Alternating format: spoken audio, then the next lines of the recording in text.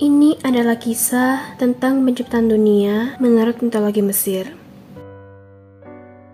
Menurut mitologi Mesir, dunia pada awalnya adalah perairan tanpa batas. Semua masih berupa air dan belum ada cahaya. Alam semesta itu disebut dengan Nun atau Nu.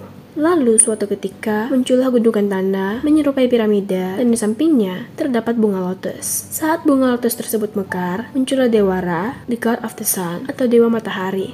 Alam semesta kemudian diselimuti dengan cahaya dan tidak gelap lagi. Lalu kemudian Dewa Ra menciptakan anak yang disebut dengan Su, the God of the Air, dan Tefnut atau Dewi Hujan. Su dan Tefnut lalu menjelajahi luasnya perairan untuk waktu yang lama. Tetapi hal tersebut justru membuat Dewa Ra khawatir karena mereka sudah berjelajah terlalu jauh. Ra kemudian mencopot matanya untuk mencari anak-anaknya. Akhirnya Su dan Tefnut pun berhasil ditemukan. Hal itu membuat Ra merasa bahagia sampai meneteskan air mata. Tetesan air mata dari Dewa Ra pun menetes ke piramida dan berubah menjadi manusia. Di samping itu, Su dan Tefnut juga memiliki anak, yaitu Geb atau Dewa Bumi dan Nut atau Dewi Langit. Dengan demikian, bumi berhasil diciptakan. Setelah bumi diciptakan, bumi menjadi tempat tinggal bagi manusia dan Dewa Ra pun menjadi pemimpin alam semesta. Tapi, Ra merasa khawatir terhadap cucunya Geb dan Nut. Ia takut jika cucunya tersebut melahirkan dewa baru yang nantinya dapat menggenggam kekuasaannya. Karena hal itulah, Dewa Ra akhirnya melarang Geb dan Nut untuk memiliki keturunan. Tapi, Geb dan Nut tidak mematuhi perintah kakeknya itu. Sehingga Dewa Ra pun memerintahkan Su untuk memisahkan mereka berdua. Namun, pada saat itu, Nut sedang mengandung. Ia lalu melahirkan dewa-dewa baru, yaitu Osiris, Isis, Seth, dan Nephthys. Kekhawatiran Ra terbukti. Keempat dewa tersebut berhasil menggulingkan kekuasaannya sebagai pemimpin alam semesta. Dari kemenangan tersebut, Dewa Osiris dipilih sebagai dewa yang paling berkuasa.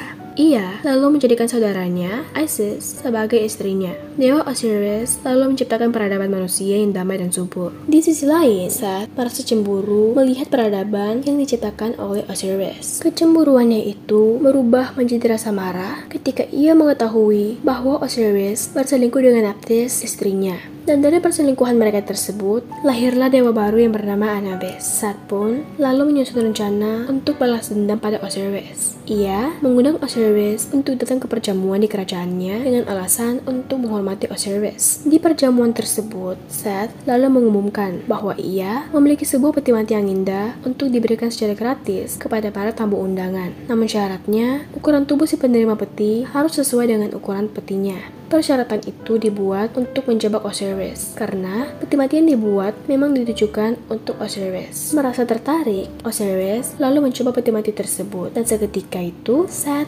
langsung menutup peti mati tersebut. Kemudian, ia membuang peti mati tersebut ke sungai. Hal itu membuat Osiris mati tenggelam. Peristiwa itu membuat Dewi Isis, istri dari Dewa Osiris, menangis. Dewa Nephthys lalu mencari dan berhasil menemukan jasad Osiris. Peti mati tersebut kemudian dibawa ke Mesir secara diam-diam. Saat dia mengetahui di mana jasad Osiris disembunyikan, lalu pergi untuk menghancurkan peti mati tersebut, bahkan sampai memutilasi mayat Osiris. Ia lalu menyebarkan potongan-potongan mayat Osiris ke seluruh penjuru Mesir agar Isis tidak dapat menemukan mayat Osiris. Ketika Isis pergi ke tempat peti mati Osiris disembunyikan, ia langsung merasa tidak berdaya melihat peti mati suaminya sudah hancur. Karena merasa iba dengan Isis, Nephthys lalu memberitahu apa yang sebenarnya terjadi. Nephthys juga menawarkan bantuan untuk menemukan potongan-potongan mayat Osiris yang telah disebarkan Seth ke seluruh penjuru Mesir. Setelah mereka menemukan potongan-potongan tubuh tersebut, mereka tidak langsung menguburnya, tetapi mereka menempanya terlebih dahulu. Namun, dari pencarian tersebut, mereka kehilangan satu bagian tubuh Osiris karena sudah dimakan oleh ikan. Meskipun demikian, Isis dan Nephthys berencana untuk menghidupkan kembali Osiris dengan bantuan Anubis. Setelah dihidupkan kembali, Osiris menjadi penguasa dunia orang mati. Osiris dan Isis pun kemudian memiliki anak,